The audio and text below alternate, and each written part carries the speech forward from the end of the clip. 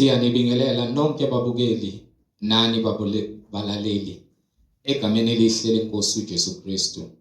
Siyanxusa kuzo zonke izindawo la nilalele khona kumagumbi amanye omhlaba ukuba nithathe amabhayibheli enu njengamanje nilalele ivangeli lombuso wezulu lapho sishumayela khona ukuphenduka nokuthethelelwa kwezono nokubhabhadiswa egameni likaJesu Kristu oyinkosi nomsindisi. Kubo bonke abantu abalalele njengamanje, labo abafisa ukubhabhadiswa, nalabo abanembuzo mayelana neBhayibheli, nalabo abanesambulo uJesu Kristu esenikezile ubufakazi ukuba uthule kuzo zonke izindlebe ezilalele eziyimisele ukuza ebungcweleni ngobufakazi bakho, ukuba nixhumane nathi kule mininingwane esizoyishiya njengamanje. Ndizoqala nge-email address ethi izwilenkosi.ujesukristu@gmail.com, izwilenkosi.ujesukristu@gmail.com, no my cell phone number, no my WhatsApp number la ningakwazi ukuxhumana nathi khona ethi 066 566 9245, 066 566 9245. Izintshumayelo nezimfundiso ziyatholakala ku-YouTube lapho ungahlala khona phansi uphethe iBhayibheli lakho ulalelisise uhlolisise imibhalo nathi.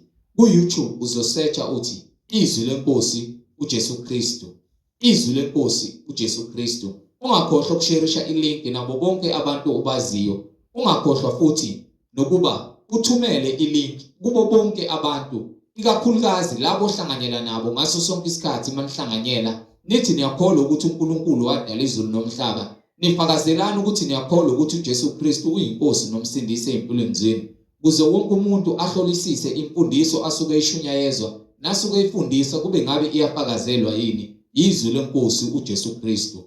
Sharisha ilink nabo bonke abantu obaziyo. Izwi lenkosi uJesu Kristu. Ake sigobise amakhanda sibonge ubaba wethu osezulwini nokuba usiphile amandla okuvuka namhlanje ekseni egameni elihle lenkosi uJesu Kristu. Ake sigobise amakhanda sivala amehlo. Baba wethu osezulwini, malingcoliswe igama lakho Nkosi uJesu. Umbuso wakho mawufike, intando yakho mayenziwe emhlabeni njengasezulwini. Usiphe namhlanje isinkwa sethu semihla ngemihla. Usithethelele amacala ethu njengoba nathi sibathethelela bonke abasonayo. Ungasingenise ekulingweni, kepha usisindise kokubi, ngokuba umbuso ungowakho namandla nenkazimulo uJesu Kristu uyinkosi nomsindisi. Amen. Balaleli, yamkelana umfowethu uMhlengi Zondi ozobe sihola ngokwemfihlakalo emibhalo umoya ongcwele ekhazimulisa isibani sezwe uKristu Jesu oyinkosi nomsindisi. Sheshisani nithatha amabhayibheli sihambisane bazalwane. Amen.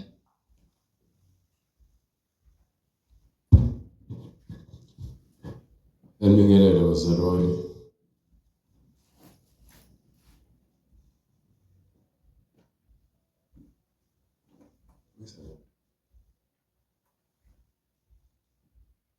Ngibingelele bazalwane egameni likaJesu Kristu, ninimandla onke, inkosi yokuphila, inkosi yomusa. Silokhu sithule bona ubufakazi ngayo imibhalo engcwele ukuthi yinye inkosi, yinye inkolo egameni likaJesu Kristu. Ayikho enye indlela ngaphandle kwale ndlela esinikiwe ukuba sithole ukuphila okungafiki ngokulunga komuntu ngokwakhe, kepha kungukulunga komuntu ngamandla kaKristu akumuntu. Lo simbonga njalo uNkulunkulu ngabaprofeti bakhe nabapostoli kanye nabaprofeti bonke abathwala izwi likaNkulunkulu bakwenza konke ayekuyalele bona, bakugcwalisa kwaze kwaba sekugcineni.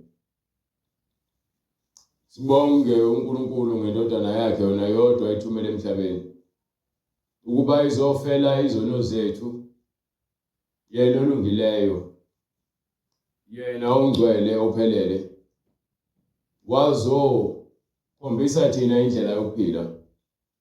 Uma efa uvuke kufela, vuka khombisa ukuthi uma uphila ngentando kaNkulunkulu kunokuphila okuphakade, njengoba esho kwincwadi yesambulo sahluko 1 verse 18 uyasho ukuthi yena unguyo owayephila nowayefile manje ungophilayo kuze kube phakade. Futhi nginezihluthulelo zokufa nezeHades. Uphethe manje izahluthulelo njengoba enika uPetru izahluthulelo ethi ngiyakunika izahluthulelo enikubophayo emhlabeni kuboshiwe ezulwini nenikhululayo emhlabeni khululiwe ezulwini. Uthi ke manje izahluthulelo wazinika abapostoli kepha ngezakhe uyena ophethe izahluthulelo zokufa ukusho ukuthi bonke abantu abangezwa uyena onamandla okubalahla abahambise eHades abavulela khona nalabo abezwe izwi kaNkulunkulu balenze lisebenze umsebenzi wokwenza umuntu ukuba aphenduke. Lona ivangeli elimsindisayo uJesu Kristu wathi unezahluthulelo zokuthi ke aholela abantu ephileni. Ukuthi izwi lingamandla kuyilona elizokwasahluleka. Ithi indaba akekho umuntu ongaziphilisa ngokwakhe. Kepha sonke siphila ngenxa kaNkulunkulu. Akekho futhi umuntu ongazisindisa. Sisindiswa ngenxa kaJesu. Le ntshumayelo le ibhlungu kulabo abafuna ukuziphatha. Uma ufuna ukuziphatha wenza noma kanjani. Bathi uma sofuna ukuphathwa ngokombuso kaNkulunkulu wenza njengokuba uNkulunkulu eyalela abantu abaza kuphathwa nguye. Benza intando kaBaba usezulwini. iBhayibheli liqondile aliguqukeli mina aliguqukeli wena. Ngisho ungazama ukuqhamuka nobuchule bakho ufuna ukuchwephesha ukuhlakanipha kwakho kuzophelela ezeni ukuba kuvele uNkulunkulu. Wena uze ngokuhlakanipha kwasenyameni andikuzophelela lemhlabeni ukuhlakanipha kwakho. Nizama ukumlwela izithunzi zenu. Izithunzi zenu uma ningazivikeli ngobungcwele nizophelela lemhlabeni. Labanye nifuna abanhloniphe abaniguqele abanamsebenzi bazofa njenganje oba nawe uzofa. Simele ukuthi siqonde ukuthi intando kaNkulunkulu kumele siyenze siyathanda sithanda. Noma ngabe lento engikhulumayo ikuphatha kabuhlungu noma ngabe ikuphatha kahle kepha yenza umsebenzi wayo. Ukuba vele izwi kaNkulunkulu uma lingakuphilisi likwenza ukuthi ufe ngokuba vele uNkulunkulu ukunikela kulomoya ukubambile ukuthi wena unikeleke kufeni. You understand ukuthi ngishumayela ngiphikisa omunye udadewethu ibandla lakhe ibizwa ngokuthi iKingdom Life Ministry igama lakhe uSisilungi. Emva kokuthi ngishumayelile wayesengifonela ungitshela ukuthi ke mina ngimbize ngesifebe and then futhi yena akakaze azalale nomunye umuntu wesilisa walani yakhe soloko yaba semshadweni. And then wayesethi ke uzongifaka emthethweni angibophe enkantolo ngenxa ukuthi mina ngimhlambalazile ngabulala i-character yakhe ngamcekela phansi. Yabona kutshela uma ulazi iBhayibheli njengoba lizibiza ngabafundisi ningavumelekile nabafundisi. Ukuba ulazi iBhayibheli uzo-understand ukuthi angazi ngikubize ngesifebe. And futhi njengoba ngikhuluma ngomoya wobufebe njengoba umoya wobufebe ukhona emabandleni nomoya kaJezebeli ukubambile. Ubuzo-understand ukuthi ngikhuluma ngomoya kaJezebeli ngikhuluma ngomoya wenkani. Uba bowunawo umoya ingcwele uba bowambulelekile. Manje sengathi ukuthi siyathukana ku-internet kanti khona abakhuluma amaqiniso khona abathuka abanye abantu khona abaziphakamisayo. Mina ngize ukuzonitshela amaqiniso mina. Anginandaba ukuthi ubani ungaza nabameli bakho ngizongibopha ngiyoya ngijabulile ejele. Ukuba invele kufezeka konke uNkulunkulu akhulumile ngakho. Nibhizi nikhathaleke ngezithunzi zenu nangama-character enu. Anginandaba nokuthi iBhayibheli lithini. So abantu basibona belungile kuNkulunkulu.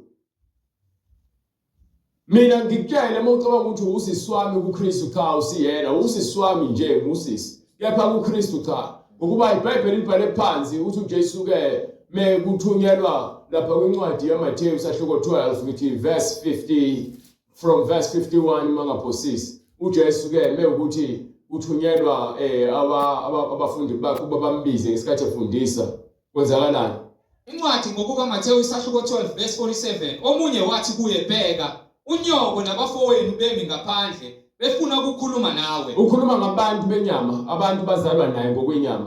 Kepha waphendula wathi, Kepha uJesu waphendula kulowo mkelelo wathini? kubani umama nabafowethu ngobani na? Mama nabafowethu ngobani na?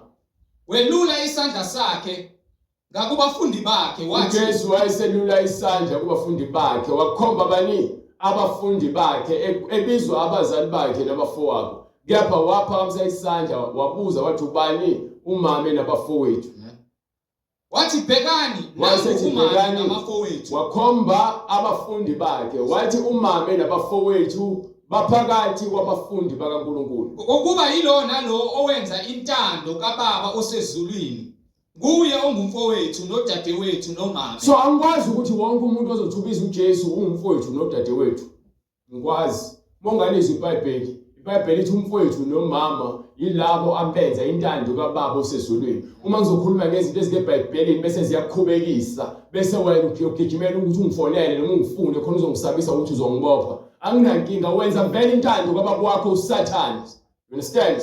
Wenza intando kaBaba wakho uSathane. Ufuna ukuyigcwalisa inkanuko yakhe ngenxa yokuthi awulizwa izwi.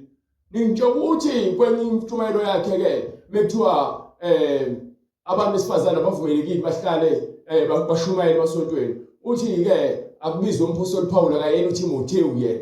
And then uzothi angiqaphele ukuthi ngithini noma ngingasho into angayishongo. Ngikhuluma izinto ezikhulumayo mawufundisa. Ukhohlisa abantu. Ngoba yini nale theory leyo ukuthi ke le nto ayisho umpostoli Paul uTimotheo wayekhuluma namabandla aseKorinte. Kukuphi eBhayibhelini lokho ukuthi uyekhuluma nabo kuphela?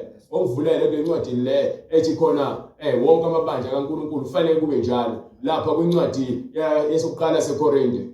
Incwadi kwabaseKorinte yokuqala kwaseKorinte sahluko 14 verse 33. Ngokuba uNkulunkulu kasiyo owesiyaluyalu kepha ngowokuthula. Njengokuba kunjalo emabandleni onke abangcwele. Emabandleni onke abangcwele. Abesifazane mabathule emabandleni. So mawuzothi wena awuyena uTimotheo wena ucabanga ukuthi ukolozela uPaul noma ukolozela umuntu osekhuluma nawe. Wena ukolozela uNkulunkulu ngokuba yonke imbali ephefumula uNkulunkulu. Uma ukholwa izwi njengoba nivula amabandla niwaqamba amagama bese nithi wena ebandleni lakho noma kungathi ngophela ukuthi ke eKingdom Life Ministry kuzokungeke kwenzeke ukuthi abantu bazogqoka amajini bazogqoka amabhlukwe bazokwenza ukuthi wena uqonda ukuthi ibandla lakho lelo isilime esingabona ukuthi wena uqondile ukuthi ibandla lakho lelo. Kepha nje ngokweqiniso uqonda ukuthi wena ebandleni lakho ngeke uzwe ngeBhayibheli uzokwenza umathando.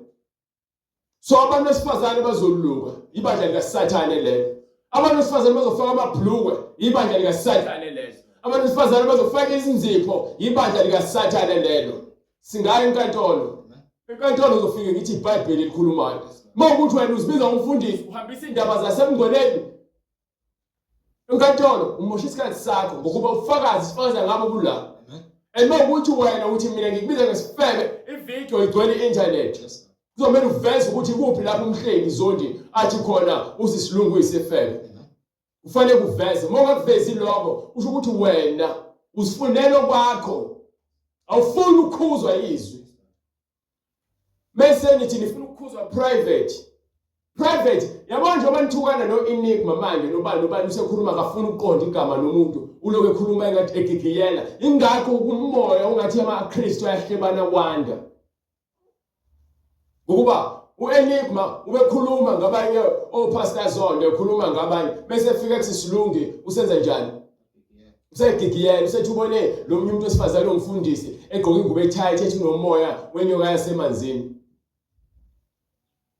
Naye useziphendulela usegigiyela manje. Mina bese ngifika ngibiza amagama abantu sengiyafonelwa private. Ningafona nize ibe lo ndaba. Amen. Ayikho inkinga. Indaba ineBhayibheli. Engithanda ukuthi bonke abantu engikhuluma ngabo sengikhulumile nabo. Indaba ineBhayibheli.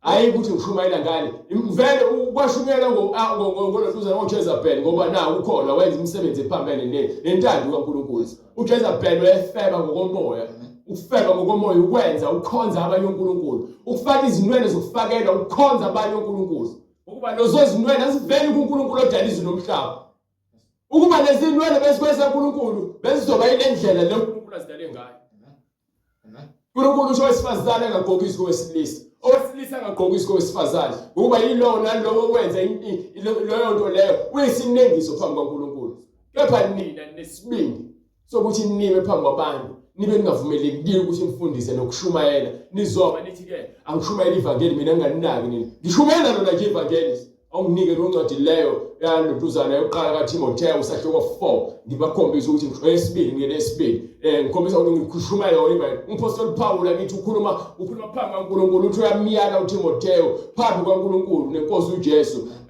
uyena okwahlulela ibandla lonke you understand utheni ngiyaqinisa phambi kukaNkulunkulu noKristu Jesu yes oyakwahlulela abaphilayo nabafileyo oyakwahlulela abaphilayo nabafileyo nangokubonakala kwakhe nombuso wakhe yes ngithi shumayela izwi so manje kufanele ngikhethelwe yinini abantu ukuthi liphi ivangeli kumele ngishumayele shumayela izwi sekumele nginiyeke nina nenze umathanda nginganiphekezi shumayela izwi fanele ngishumayele izwi uqinise so khona lento enzeka uJesu ethi ke uma umfowenu kona ephinde buwise uxolisa ukhuluma ngomfowenu uthi ke abafowethu nodadewethu yilabo abenza intando kaBaba osezulwini wena ukuthi wena awuyena umfowethu asivumelani ngokwezwi noma ungoffender mina ngizoxolela kepha wena mo offendeka wena uzogijima enkantolo yazi kuba yini ngokuba uyena umfowethu you understand wena ubaba uzosho ukuthi yazi ngofendekile bengayazi le ndaba nane bathi ngoba niyazazi izindaba kepha nimi ngempakamo ngomoya wakhe uJezebel ingakho ningafuni ukuthobela izwi nibheke mina noma ungangimbopha mina noma ungangenzani mina kepha izwi lona aliguquki ingakho uJesu singasabi abantu ababulala inyama kuphela bengeke bakwazi ukuthinta umphefumulo ngokuba bese baqedile ngenyama bagcina lapho bethe saba lo bathi bese bulele inyama aphinda bulale nomphefumulo uthatha ufake esikhogweni so ukusaba ngisabe and ukufa ngiyofa ngoba sekuvuma uJesu angeke ngife ngentando yomuntu uJesu uthi ke hamba ukwenza umsebenzi ubatshela ukuthi uJesu ukhona emva kwalokho uthi ke ngeke uze la ungawuqeda umsebenzi angikwazi ukuyekela ngeke uqeda umsebenzi uyena uzobe sevumile ukuthi ngiyekele ukuhlupheka emhlabeni vele sohlupheka ngeke size sikuyeke ukuhlupheka emhlabeni ngeke sikwazi futhi ukukulawula ukuhlupheka ukuba yithina kumele silawule imizimba yethu ngokuthemba kuJesu Kristu you understand utheni umbhalo shumayela izwi uqinise noma kuyisikhathi noma ngabe isikhathi noma kungesizwe noma ngabe kusisona basole ubakhuze ngiyakhuza emabandleni wonke amabandla ngiyakhuza makusa uJesu hayi abantu ngiyakhuza uyale ngakho konke ukubekezela ubayalisise kufanele ngisho ngoba ngimlandi ngakho ukubekezela angikhuluma ukuhlakanipha kwami amazwi kaJesu akhulunywayo iBhayibheli esikhulumayo umuntu ocasula iBhayibheli besabheke mina ubaba wakhe uSathane umenza ukuthi afocuse kumina kepha uNkulunkulu ufuna abantu abazozwa izwi lakhe balenze angisakiswa ubuso babantu uNkulunkulu methumela uJeremiah kubantu bakaIsrael uthi ungasabiswa ubuso babo ungasabisa ngoba wena amazwi ami emlomeni wakho ngizowenza abe umlilo bona bazoba izinkuni bazosha bashiswe izwi fanele vele likushise izwi bese ngesakushisa izwi yini seshumayelela uthi uNkulunkulu kweZekiel ngiyakuthuma ngikuthuma kubona abantu bakini bakhuluma ulimi oluzwayo ungasatshiswa ubuso babo ufike ukhulume lonke ngikutshele bona vele nesabisa ngobuso nisabisa ngezikhundla nisabisa ngokufunda kwenu nisabisa ngezimendlela nisabisa ngezitifiketi nisabisa ngokuceba akunamsebenzi ngokuba uNkulunkulu sonke siyafana ngokuba izwi lesiphambano kwababhubhayo lingubuwula. Lezwi leli kulabo abalahlwayo bayazilahla hayi ngoba naku belahla lalela understand lento ukuthi uthini umoya ingcwele bekhuluma ngoJohane umbhaphatisi lapha kwincwadi kaJohane sahluko 3 ethi ke lowo okholwa indodana kaNkulunkulu uyakusindisa kepha lowo ongakholwayo uyakulahlwa noma uyazilahla yena ngokuba uphika ukuphila. Okholwa indodana unokuphila okuphakade. Okholwa uJesu Kristu unokuphila okuphakade. Kepha ongakholwa indodana hayi kubona ukuphila. Kepha lawo ongakholwa uJesu ngeke aze akubone ukuphila. Kodwa intukuthelo kaNkulunkulu ihlezi phezu kwakhe. Intukuthelo kaJesu ihleli phezu kwakhe. Understand? uJesu uyabuya. Bebuya futhi uzolanda ibandla lakhe. Uthi lapha kwincwadi yaseThesalonika yokuqala yaseThesalonika sahluko 1 kusukela kuverse 3 sikhumbula ngokungayeki isenzo senu sokukholwa nomsebenzi wothando nokukhuthazela kwethemba lenu elisenkosini yethu uJesu Kristu phambi kukaNkulunkulu noBaba wethu.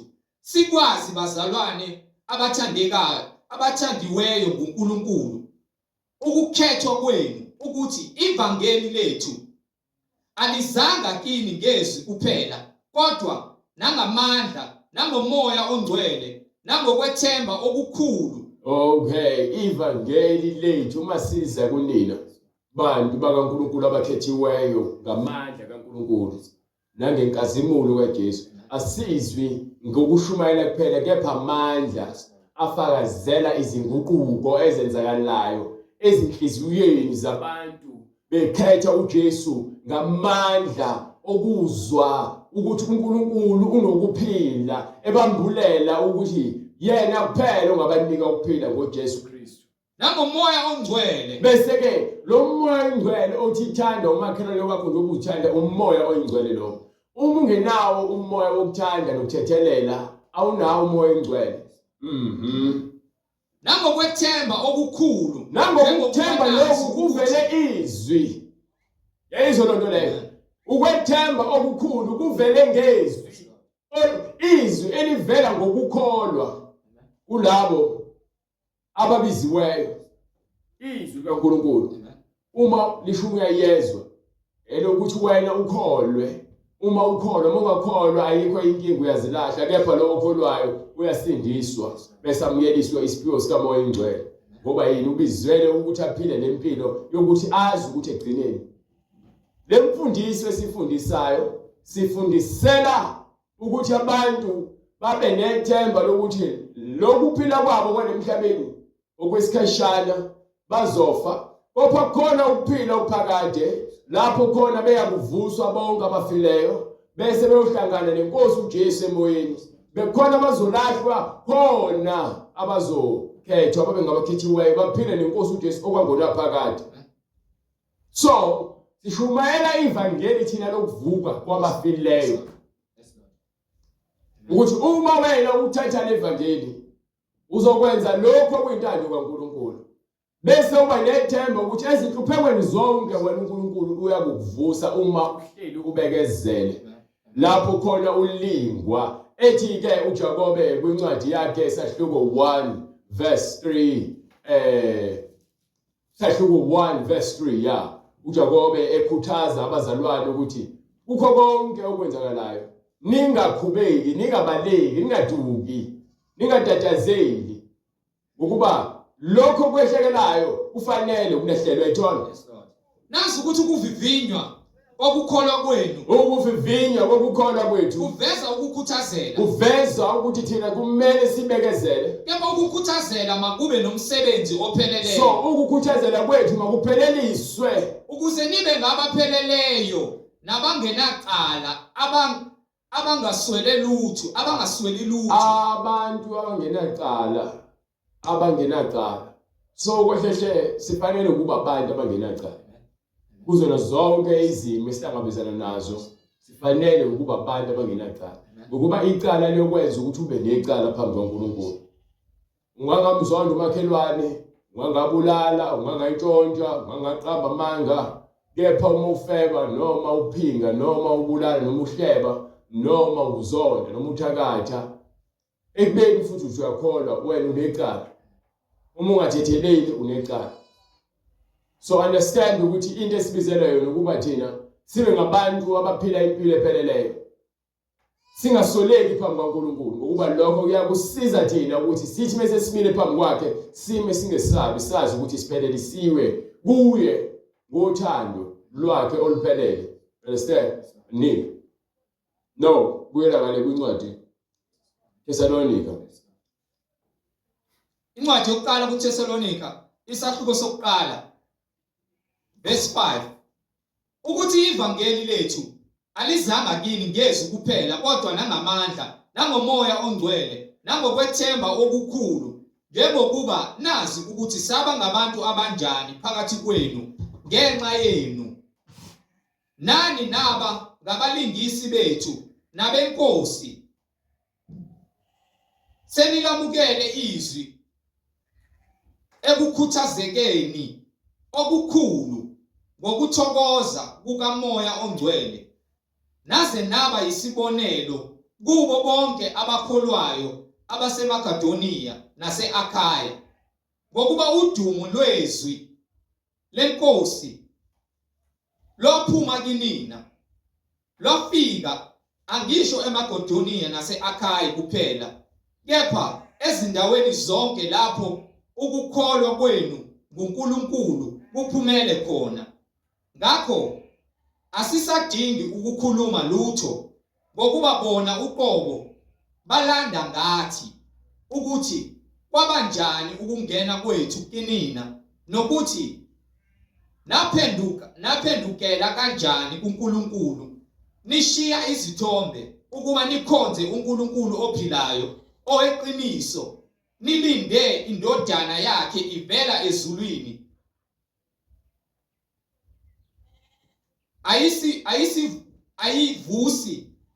ayivusi kwabafileyo, ayivusa kwabafileyo, uJesu esihlangulisa olakeni oluzayo. Right. So, ivangeli welizwa ukuthi umpostoli Paulo uyagcizelela ukuthi udumo lwethu selifikile kwabanye ngani, ukuthi ekufikeni kwethu nina nabantu bekade bekholwa nikholela kwizithombe. Yabona ukuguqa phambi kwesithombe uthandaze phambi kwaso, bese kuqhamuka isiphepho sihambe noNkulunkulu wakho othandaza kuyena noma simphehlize. Wena uphinde ngezandla zakho wakhe isinye isithombe, leso sithombe leso usakhe ngezandla zakho, bese usithathe usipende usibeke endaweni thizeni, bese uphinde uguqe phambi kwaso uthi uNkulunkulu wakho. Akukwenzi nje ukuthi ubone ukuthi wena uyisiwula ukuthi uzakhele uNkulunkulu. Njengoba umuntu wakha uNkulunkulu yena uqobo lwakhe, aphinde futhi akhonze uNkulunkulu amakhile, sakuphi isidingo sokumkhonza oyakhile. Mokuthi ngempela uthi wena ke uNkulunkulu wakho usesithombeni. Umuntu wakini obephila lemhlabeni, ubephila nawe wafa. Sekwenzeka kanjani ukuthi uma esefile aphenduke abe yidlozi, aphenduke abe afane nengilosi ekuxhumanisa noNkulunkulu, ekubeni wena lo muntu ubuphila naye edaliwe njengawe, kepha manje usefile. So manje ukuyekela lo muntu abe sezandleni zikaNkulunkulu ngoba uJesu isikhombisa ukuthi isiqebi savuka esihogweni. So isiqebi lokusavuka esihogweni, uLazarus wavuka wathathwa wabeka esifubeni sikaAbraham. Ubani ngowathiwa wabuye wabizwa ke noma ubani okuthiwa uNkulunkulu wamthuma ukuthi akabize uAbraham, abize uMoses, ukuze uMoses amthumanzele uNkulunkulu esefile. La eBhayibhelini mawukuthi nithi thina amaKristu nathi siyakholelwa kubantu abangasekho ngoba sinoMoses, sifunda izindaba zoMoses, siyafunda indaba zoMoses, kepha asikhuleki beka ithemba lethu koMoses. Asikhuleki sitho Moses ngoba sixhumanise noNkulunkulu. Sibiza uJesu Kristu okunguye oNkulunkulu wethu sonke ngamandla kaNkulunkulu ngoba wonke amandla kaNkulunkulu akuKristu. So uma ukuthi wonke amandla kaNkulunkulu akuKristu ayikho into esingayisayifuna kwabanye abantu.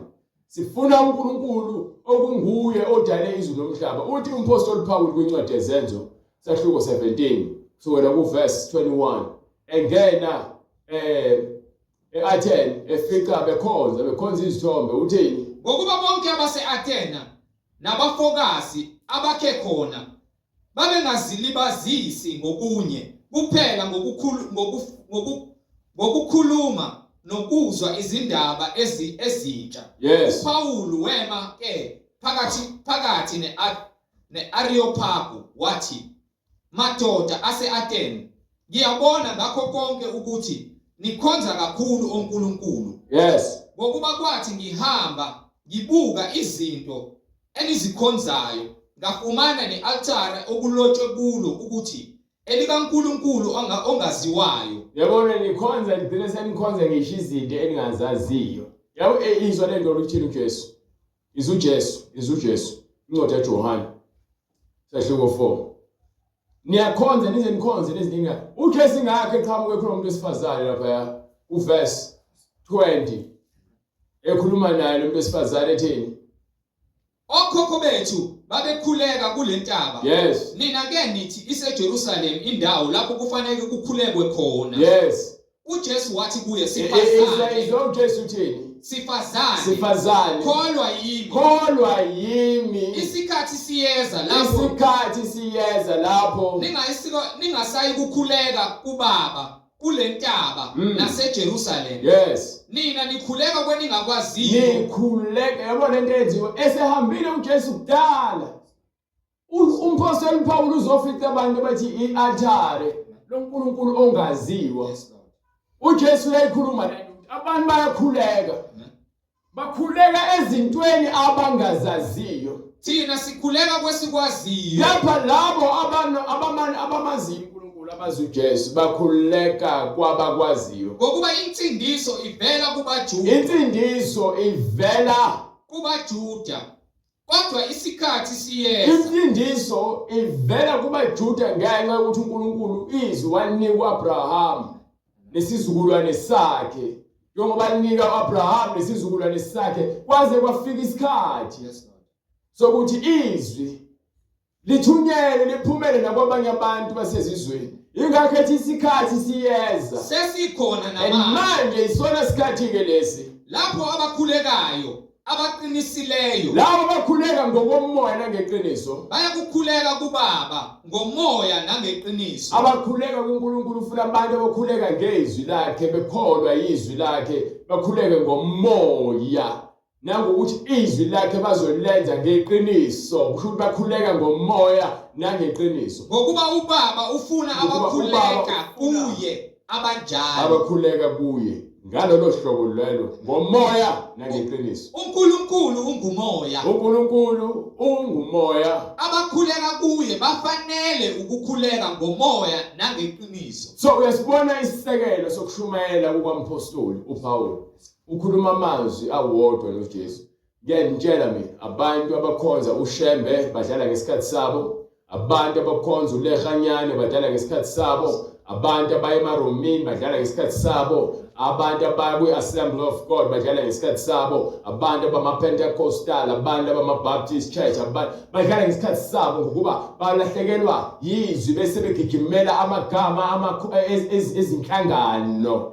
Noma befundiswa izinto eziphambene bathi umfundisi wami wambulelwe kanje. Ayihambi kanjalo bezophikisana neBhayibheli ngokuba iBhayibheli liqondile. You understand? Abantu abakholwa the kingdom life ministry bazoyaphakathi esihogweni. You understand? Ngenxa bakholwa izinto abangazaziyo. Mawuzokholwa umuntu ngaphezulu kweBhayibheli umoshe isikhathi sakho. Kingdom life ministry niyaphakathi esihogweni uma ningaphenduki.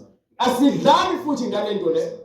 asidlali futhi asicucuzi ngokuba yini nikholwa eningakwaziyo lokho ke nikukhonza ningakwazi lezi zinto enizikhonza ningazazi yikho engikumemezela manje-ke siyanimemezela ke kini uNkulunkulu owenza Sibiza. nakho konke nina sinimizela kuNkulunkulu owenza izulu nomhlaba yena uyinkosi yezulu yena-ke uJesu Kristu uyinkosi yezulu nomhlaba akahlali emathempelini futhi enziwe ngezandla. akahlali yabona kutshele nina nisithomela ngamagama amabandla nisithomela ngamathempeli enu ukuthi makhulu kangakanani ayi uma ingwelo uyaphika ukuthi ulapho uzakana njaba namathempeli enu uthi-ke lapho khona uJesu eqeda ukukhuluma nabafarisi kwincwadi yaMathewu sahluko 24 verse 1 uthe uJesu ephuma ethempelini wathi uJesu esephuma ethempelini emuva kwasondela abafundi bakhe bamtshengisa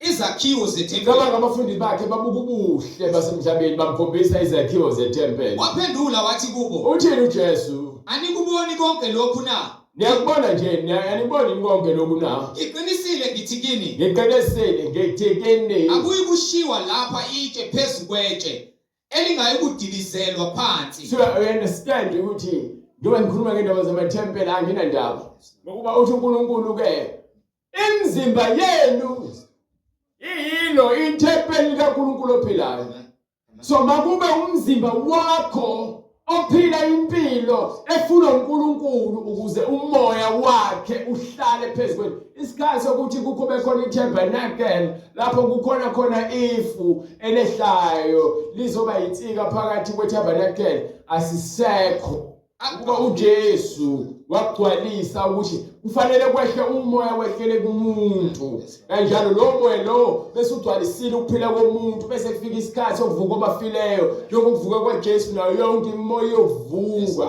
iye lapho khona so indaba leyo yokuthembela kumathempeli amakhulu lahlobisiwe ngenxa ukuthi ke nibona ukuthi uNkulunkulu nalelo bandla ngoba nethempeli elikhulu nidlala ngesikhathi ukuthi uJesu ke akukho ngalokho kepha imizimba yenu efanele ibe iminikelo epheleleyo kuNkulunkulu akahlale emathempelini enziwe ngezandla uNkulunkulu akahlale emathempelini enziwe futhi ngezandla akakhonzwa ngezandla zabantu futhi akakhonzwa ngezandla zethu engathi khona into ayidingayo yena obapha bonke yena ukuphila usinike sonke ukuphila nokuphefumula wasinika sonke ukuphefumula nakho konke kepha izithombe lezo zakhayo mase uguqa kuzona awukwazi ukuzinika ukuphefumula you understand ngisho ungalakhi irobot akeke ulinike ukuphefumula irobot liphila ngogesi wena uyaphefumula kusho ukuthi kwena khona umuntu ongaphezulu kwayo yonke into ekhona emhlabeni wena lezo nto leyo go ahead wazenza izizwe zonke ngagazi uNkulunkulu wayesenza izizwe zonke wenza izizwe zonke ngagazi linye so akukhathalekile ukuthi ngabe owase-Nigeria owase-Asia owase-Puerto Rico owase-Brazil owase-India owase-Japan owase-Asia owase-Malawi owase-Australia owase-Europe akunandaba lethi iBhayibheli wenza izizwe zonke ngagazi linye ukuba zakhe ebusweni bonke bomhlaba ukuze zonke lezizwe zakhe kuphi ebusweni bonke bomhlaba okay uNkulunkulu usakhile lemhlabeni wasigcwalisa umhlaba sagcwala umhlaba kusukela kumadodana kaNoah amathathu uShem uHam uJafet sisukela lapho so ukuthi ngivela ngaphansi kwabani khona angazi kepha ngikwazi ukuthi ke ngigcwaliswe emhlabeni ngizophilela uNkulunkulu wamisa izikhathi izikhathi ezibekiwe nemikhawulo yokuhlala kwazo wayesesibeka njengokuhlala kwethu ngokwezizwe ukuze zimfune uNkulunkulu ukuthi ngesikhathi esinqunyiweyo zimfune bani uNkulunkulu isikhathi esinqunyiweyo ilapho khona umpostoli Paulo ethunyelwa kwabezizwe ilapho khona uPetru naye ethunyelwa kwabezizwe so abantu bathunyelwa ukuba bayebiza abantu edeme ngamazi uNkulunkulu njengamaJuda ngoba namaJuda amanye abengamazi uNkulunkulu You understand? So manje ke sekubizwa bonke abantu ukuthi uma belifuna uNkulunkulu mabeze kuye. Ingabe singamuza simfumane. Nakuke izwi leshunyayelo ngabe uyazwa nalo uyamthola yini uJesu noma cha? You understand? Impendulo ayikho kumina.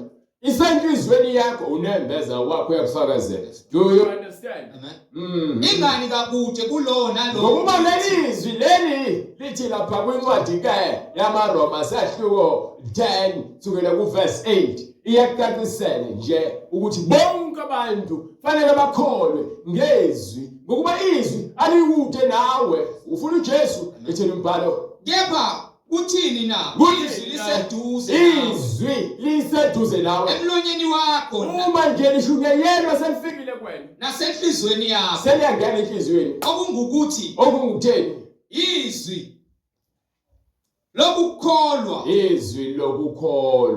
esilishumayelayo siyalishumayela ngokuba uma uvuma ngomlomo wakho ukuthi uJesu ngomlomo wakho sokushunyayeziwe izwake ngifuna ukuthi ngikuconnecte isayincwadi ngikwenze iphile uthini ibhalo ngokuba uma uvuma ngomlomo wakho ukuthi uJesu uyinkosi ukholwa enhlizweni yakho ukuthi uNkulunkulu wamvusa kwabafileyo uyakusindiswa. Okay, asike sibheke ukuthi ngempela lento ikhona ngokweBhayibheli. Awuhambe kwincwadi yezenzo sahluko 8 sukela kuverse 26. Sike sibheke ukuthi ngokweBhayibheli ikhona ini into enjengaleyo ukuthi uJesu Kristu fanele ukushunyayelwa yena uvuka kwabafileyo. Kepha ingilosi yenkosi yakhuluma kuFilipi yathi suka uye ngaseningizimu endleleni ephuma eJerusalem ehlela eGaza yona iyihlane wayesesuka wahamba bheka nansi indoda yase-Ethiopia umthenwa isikhulu sikaKhandake inkosikazi yase-Ethiopia ebiphezu kwengcebo yayo yonke ibifikile eJerusalem iza kukhuleka ibisibuya ihlezi enqoleni yayo ifunda umprofeti uIsaya. Umoya wathi kuFilipi sondela unamathele kuleyo nqola. uFilipi wayesegijimela kuyo. Wayizwa ifunda umprofeti uIsaya. Wathi uyakuqonda kambe lokhu okufundayo na? Yona yathi ngingakwazi kanjani uma kungekho ongiholayo na? Yamnxusa uFilipi ukuba akhwele ahlale nayo. Kepha isahlukwana sombhalo ebesifunda yilesi esithi wayiswa ekuhlatshweni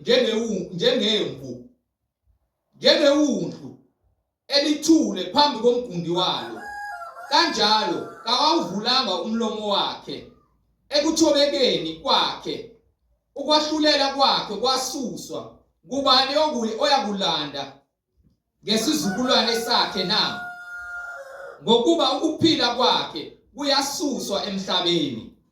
Kepha umthena wathatha wathi kuFilipi, ngiyacela umprofeti ukhuluma lokhu ngobani na? Uzisho yena noma omunye? uFilipi wavula umlomo wakhe eqala kulo mbhalo washumayela ivangeli ngoJesu. Kwathi besahamba endleleni bafika emanzini umthena wathi bheka nanka amanzi kwalani ukuba ngibhaphathiswe na?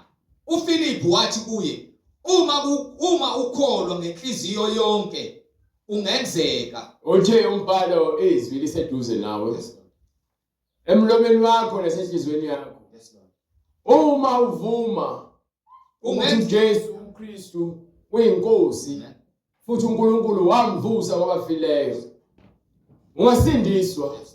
Nangu umbhalo usuveza ke umuntu manje esenza lo msebenzi ukuthi ashumayeze umuntu osebuze ukuthi manje okufanele ngene emanzini mesezwe evangeli usethi nanka nje amanzi yini ngavimba ukuthi ke mina ngene emanzini uthi umpostoli umvangeli yini ngavimba uthi uma ukholwa ngenhliziyo yonke kungenziwa. Uma ukholwa ngenhliziyo ngeke ukholwe ngenhliziyo ungazange ushunyayeze ivangeli eliqondile.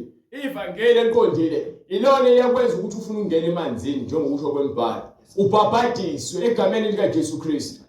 Ukuba yini vele imfundiso yensindiso yabangcwele inokuthi wena mawufuna ukuphila kaJesu nokukuJesu amukela izwi njengokuba lithi ke kuyona incwadi yamaRoma sahluko 10 verse 17 18 ngalokho ke ukukholwa kuvela ngokuzwa. Ukukholwa kuvela ngokuthi uzwe. So nokukholwa vela ngamanga kuvela ngokuthi uzwe. Kepha ukukholwa okuningi kwamanga kuvela ngezibonakaliso. Nina senikholwa ngokubona. Nina nikholwa ngokubona. Yabona umbhoro bazenza abapastor abakhulu. Bathi amandla abantu uNkulunkulu bathandazela abantu baphile. Bakusolveka inkinga zabo. Kepha bona banika abantu ithemba lokuthi ibona abaphethe amandla. Awuwaphethe amandla Pastor Mbhoro. Yabona njengoba manje sowutrenda kwi-internet usukhuluma izinto ezikhombisa ukuthi wena ngempela ukungcwela uphile. Usebhizinisini. Pastor Mbhoro uhlezi ngeBhayibheli la kule nkundla yokuxhumana ngenxa yokuthi ufuna udumo nengcebo. Akayena upastor kaJesu ngiyamphika ngeBhayibheli. Asidayisi imkhuleko. Futhi asidayisi ukuthi uma ufuna ukukhuluma nomuntu osegcweleni mhlambe omfundisi ukuthi fanele umkhokhele. Ayidayiswa lonto le. Asithengisi ngama-hour ukuze abantu bakhulume nathi. Sikhuluma ukuphila. Abavangeli ukuthi abheka babehamba umhlaba wonke bengakholelwa umuntu. Benikelelo emabandleni ukuba baqhubeke nohambo nomsebenzi kaNkulunkulu. Ukuzwa kuvela ngezwi likaKristu. So uKristu mangazange ashukele kuwena njengoKristu nizobhaja kwizibonakaliso zabafundisi abanjengoBushiri noMbhoro, oPastor Zondo, oShembe, noMageja nabo obusi olungi laba nabanye abaningi ababalandulelayo abafuna ukuzenza abafundisi baNkulunkulu nabo nsibandi abangafuni ukuthi ke ukhulunywe izwi benze into ebhalwe phansi. Wonke umuntu onqaba lento ebhalwe phansi angaphelela isiko emngcweleni. Ukuba izwi kuphela izolayo awuhola angiholwa mina ukuthi ngibona wena ukuthi wenza kanjani ngizwa izwi ekuyilona elingilawulayo ngilawulwa yizwi. So mina ngiyayalisisa futhi ngiyasola futhi ngiyaphikisana lezinto ezenziwa amabandla amaningi ezingekho eBhayibhelini. Ayikho incwadi eBhayibhelini ethi ingane encane efanele ifafazwe ngamanzi ibhabhadiswe. Ukhohlakala lokho. Imfundiso leyo yasemaromini akuyona kaNkulunkulu. iBhayibheli isitshela ukuthi ingane yenikelwa uNkulunkulu ngomkhuleko. Ngoba lo Jesu wahanjiswa elentuzaneni uNkulunkulu ethempeleni. Bese kuthi esemdala umuntu sengabhabhadiswa. Umuntu esezikhethela ukuthi yena ufuna ukuphila impilo yomngcwele. Beze ukuthi uhane kumbhabhadisi bazobhabhadiswa. Bebuza ukuthi benze njani. Yangeke isibuze lutho ingazi lutho ingane. You understand? Into esindisayo ukuthi thina siphiliswe izwi. Ziningi izinto ezikhulunywa abantu mina nje ngibona ukuthi lo kwazikhulumela ngoba la ufuna udumo. But ngokweBhayibheli lento eyikhuluma ayikho futhi ayisoze yabakhona. But ngeke ukuthi vele abantu abazilutho nina abantu abazilutho. Kubhlungu ukuthi nithi niyakholwa kepha ningakholwa izwi. Meqhamuka umuntu olihlolisa imbala nihlolele imbala nikhombise niphikise iBhayibheli nivuma abantu. Niyafana nabo ukuba nifuna ukukholwa izwi. Understand? Bonke abantu abafuna ukukholwa izwi lithi iBhayibheli ukukholwa kuvela ngezwi. So umuntu ufanele akushunyayezwe. Hayi ukuthi ngikunika amanzi, akufanele ngikunike ichibi. Akufanele ngikunike iziwasho. Akufanele ngikunike izintambo. Akufanele ngikunike ovaselini ababusisiwe. Ngiyakhuleka bese ngiyagcoba ngovaselini egameni lika Jesu. Angikudayiseli. Ngiyakholwa ukuthi uJesu Kristu uyindodana kaNkulunkulu. uJesu uyindodana kaNkulunkulu wamvusa uNkulunkulu ekufeni ngenxa ukuthi uJesu wathembeka ezwini eliphilisa umphefumulo. Indaba inomphefumulo uthi uJesu kwincwadi yaJohane sahluko 6 verse 61 ekhuluma nabo. Bexa ukuthi uJesu usibiza ngoba wenza isibonelo, wenza isibonakaliso, waphakela abantu badla. Sebemlandelele ukuthi ubaphakelile. Sebafika ngale lathi ekhona bathi ufike kanjani uthi hayi ngilandeni noba naku nibone izibonakaliso ngoba nidlile ningasebenzeli ukudla okubhubhayo kepha sebenzelani ukudla okungabhubhi. Yenzo lonto leyo. Bese bathi ukudla okunjani lokho? Singakuthola kanjani ukudla? Athi mina lokho kudla. Bona babheka inyama ukuthi singakudla kanjani wena usenyameni. Kanti uqondeni yabona inkulumo yeBhayibheli nenkulumo kaJesu uthi nje ukukhuluma kubona ngemifanekiso. Bese kuba khona izifeqo. Bese kuba khona izingathekiso. Khona lento leyo ukuthi ke ilanga lingaba licoshwe izinkukhu. Engqondweni yakho ungabheka ilanga kanti kukhulunywa ngento engasoze yenzeka. Understand? So uthi uJesu ke uma umuntu efuna ukuphila makadle inyama yami aphuze igazi lami. Inyama yakhe uyena njengokuba abantu bezokholwa into ayishoyo. Umoya kuyisimo sokudla kufika ini umphefumulo ukuba amazwi anguphila aphilisa ini umphefumulo. So umuntu okholwa yizwi udla kuJesu ukuphila. You understand? Mawuphuza igazi lakhe uphuza ithi incwadi enye ungakuphuza igazi ngoba ukuphila segazini kuyafugesa uJesu ukunika amandla ukuthi wena uphuza igazi lakhe. Kepha uphuza igazi lakhe kepha uthatha imfundiso yakhe enokuphila. You understand? Ekuyiyona ekhulisa umuntu ungaphakathi. Kunomuntu ongaphakathi nomuntu ongaphakathi. Mawubiza mina ngiyasabela njengamanje. Kanti bese kuphuma nomuntu ongaphakathi nomuntu ongaphandle kuyasala mawumbiza ngeke azasabela ngoba isikhathi sakhe siphelile. Lo muntu ongaphakathi uyena ke lo uthathwayo. uJesu athi uzomlungisa lo uJesu athi uzomfundisa ngoba lo muntu ongaphakathi ufele esonweni. So uma ufundiswa wena afundiswa inyama ifundiswa umuntu ongaphakathi ukuthi akwazi ukuthobisa inyama. Ingakho kuthiwa kuzile ukudla ukuze inyama yakho ifunde ukuthobeka ngoba iyahala. Yizo lonto leyo. So lo muntu ongaphakathi bese ufile wena ngalesikhathi behlangene lapha bekhayisa amakhandlela bekhuluma ngesidumbu sakho noma emlindelweni bekhuluma ngawe. Bakhuluma lesidumbu into engenamsebenzi. Umphefumulo awusekho. Lo muntu bekumele bakhulume naye ephila amazwi okuphila ukuze agweme ukwenza izinto eziphambene nokulunga. So lezo zinto lezo ezinjengalezo uJesu akhuluma ngazo bese athi ke lapha kwincwadi eJohane 6:61. Kepha uJesu wathi phakathi kwakhe ukuthi abafundi bakhe bayakhonona ngalokho. Wathi lokhu kuyanicanula na? Yes. Uma nibona indodana yomuntu yenyukela lapho yayikhona kuqala niyakuthini na? Uma nimbona indodana yomuntu ikhuphukela lapho yayikhona kuqala. Ukusho ukuthi uJesu khona umuntu anaye thina singamqondi ngoba uJesu akahlanga ezulwini ngokwenyama. Kepha ukhuluma ngomoya. Ngesikhathi uJesu ubhapathiswa uJohane ubhapatisa kwehla umoya kaNkulunkulu. Lo moya lowo iwona ofuthi uhlale kuJesu umoya kaNkulunkulu. Uthi ke njengoba nibona ngiphila niyakuthini uma senibona ukuthi mina ngiphinde la ngivela khona. Ukuba uma esefile esebuya ethuneni ukuya ngomzimba wenkazimulo ahlale nabo azabaholele ebhetani afika avule izandla ababusise bese akhuphuke. Sebeyabona ukuthi wayechaza ukuthini uma niyakuthini uma uJesu engase aphinde akhuphukele lapho avela khona. Inyama isele kuphi emhlabeni yakhazimulisa yasala emhlabeni. Ayikho inyama eyakubona izulu njengoba yonke inyama mase ifile iyathathwa uyofakwa ethuneni.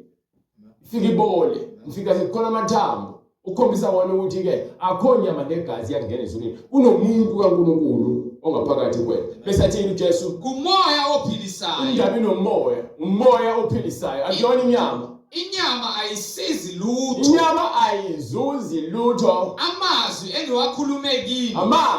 Amazwi. Ukuze ingane ingezuhamba indawo engafanele umzali fanele ukhulume ini amazwi ayiyalayo.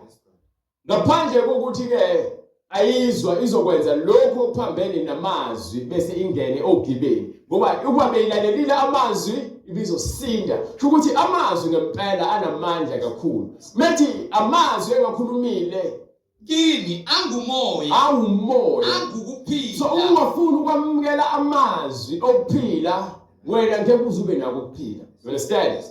Yizo nto leyo. Amazwi akhulunywa uJesu angukuphila. Akuveza ngokuthi yena wafa wavuka so une authority namandla ukuthi akwazi ukusitshela ngokuphila ngokuba yena uzogcwalisa ukusho ukuthini ukuphila.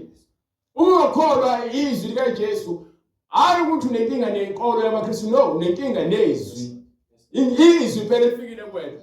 Uma ungahlunyezwanga izwi elifanele wena uzokholwa ngendaba yezinkolo amaJuda amaKristu amashembe amaMuslim uzobuka kanjalo kanti mawukuthi uya ngokujula uthi izwi lisho ukuthini uzobona ukuthi izwi uNkulunkulu alilethe emhlabeni elokuphila ukuthi fanele sife sivuke ukuba vele uAdam wafa ngesono so wayesemtshela ukuthi ngoba uyinhlabathi uzophinda enhlabathini manje ke ukuphila ngempela ukamoya kepha uma sisebenzela ukuphila kwale emhlabeni sijaha kwale emhlabeni ukuphila kuyaphela ingakho incwadi ithi ke lapha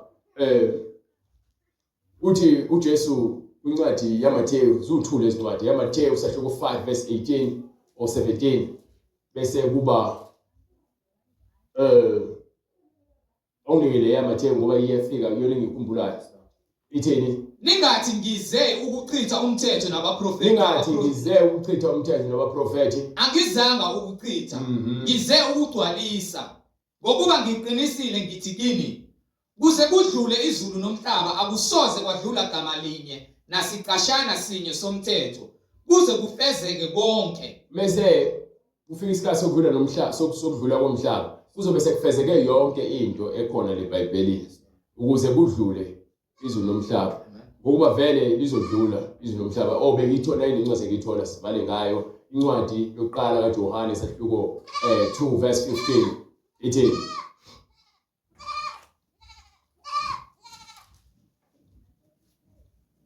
incwadi yokuqala kaJohane sahluko 2 verse 15 ningathandi izwe nezinto ezisezweni singathandi izinto zasezweni uma umuntu ethanda izwe uthando lukayise alukho kuye we understand ukuthi ngabantu abathanda ukuhamba bebuka umhlaba mawuthi ukhuluma indaba kaJesu abayingeni ngoba nezimali benze noma ngabe yini abayithandayo so bona bathanda ukuthi bafuna ukubuka umhlaba bathi ke umhlaba bayawazi ukuthi boze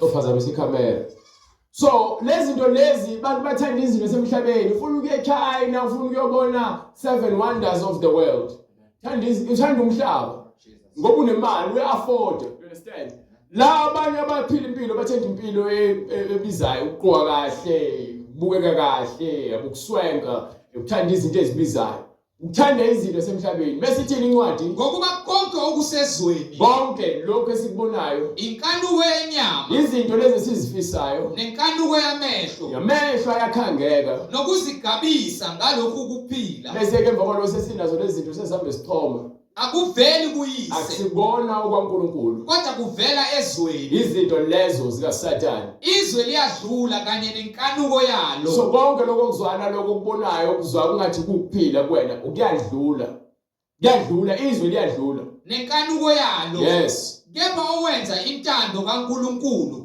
uhlala kuze kube phakade indaba inamazwi okuphila ngabe wena ufuna ukuphila noma ngabe uyaziphilela nje ukuthi ugcwalise lokho ufuna ukugcwalisa ngoba vele abaningi sebetshela ukuthi hayi emhlabeni sizele ukuzozithola usobani emva kwalokho bese siyahamba sekuphelile ngathi wena uyithatha lo mfundiso kuphela bese kumele usinike iBhayibheli noma incwadi esitshela ukuthi hayi uNkulunkulu wakutshela lokho noma ingilosi ethize yakutshela lokho mawuthi into othe wayicabanga ucabanga kwakho akufani kwaNkulunkulu ukuthi ukucabanga kwakho kuphuphile ngoba uzitshela wena into engekho uJesu Kristu inkosi sithini uPetru lapha kwincwadi yezizathu 2:38 phendukani yilowo nalowo abhabhathize uma uzwa izwi njengoba basishumayela sihleli eBhayibhelini asikudluki kulona asenzeli ukuthi ke sibonakala ngathi sihlakaniphile senzele ukuthi umuntu ozwa amazwi kaNkulunkulu athintwe yiwo awuthintwanga yimina mawuphenduka uphendukeli mina uphendukela kuNkulunkulu mina nawe sobe sisiba ubhuti nosisi noma umfowethu kuphi enkosini ngoba sihola umoya owodwa so singabantwana bakaNkulunkulu ngokomoya hayi ngokwenyama ngokuba ngokwenyama bayalahlana abozali mase ukhethe impilo yokungcwele awusaba lo muntu labafuna ukuyena ngokuba ngeke usabandakanyeka ezintweni abazenzayo ezijabulisa bona ukuba wena lezo zinto abazenza uyaqonda ukuthi azimjabulisi ubani uNkulunkulu so uma uphendukela kuNkulunkulu uzophela impilo yobungcwele labafundisi laba abantu eliphendukelani kubona bese babathi phamisana izandla ufuna incwadi eBhayibhelini lethi phamisa izandla usho umthandazo wesoni mengekho hlala phansi ukuba ubaba kuSathane dlala ngawo lithi iBhayibheli phendukani yilowo nalowo abhabhathize egameni likaJesu Kristu kukho ukuthethelela kwezono khona ke niyakwamkeliswa isiphiwo sika moya oyingcwele ngokuba isithembiso ngesenu nesabantwana benu yes esabo bonke abakude bonke inkosi uNkulunkulu wethu eyakubabiza bafakaze nangamanye amazwi amaningi abayala wathini zisindiseni kulesi sizukulwane esiphambeneyo ukusindisa uwena okhetha ukuthi uphile ngezwi uJesu usekwenze konke wakuphelelisa usethi makushunyayela ukuthi abantu bamukele izwi ukuze bathole ukuphila uJesu Kristu inkosi ulabo abafuna ukubhabhadiswa basithinde kule mniningwane oyizwile inamba ne-email address ngesikhathi iqala inkonzo bese kuba laba ababukayo le namba oyibonayo ne-email address iyona mawufuna ukubhabhadiswa uyakusithinta laba abasalendile nisibekezelele uNkulunkulu esevumile kuzokwenzeka